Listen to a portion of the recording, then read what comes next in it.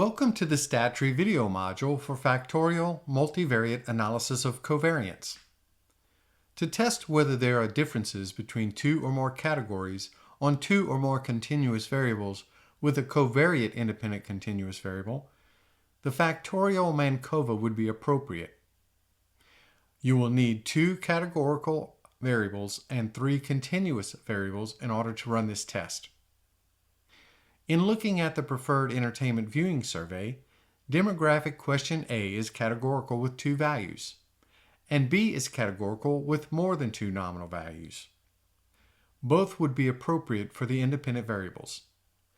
Demographic question C is continuous and would be appropriate as a covariate variable.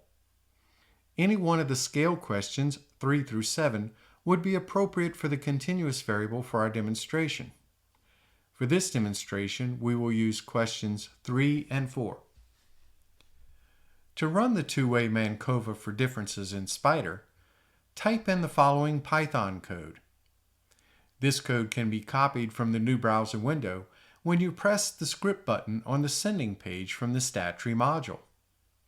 If you've already saved your code, press on the File Open icon above the editor pane. Browse to the location of the Python script, then press Open. Select the lines of code to be run, then press the Run Selected icon. Python will generate an output in the console window. As with all statistical tests, the first result to look for is the significance figure associated with the test score. If the significance figure meets your preset criterion, you will need to report your test results in your research paper. You will find those significance figures here. In this test, we have met our significance criteria for both interaction and main effects, but not for the covariate. Here are your test results.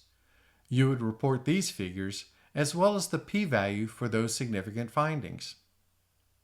If the significance figure does not meet the criterion, test results do not need to be reported in your research paper.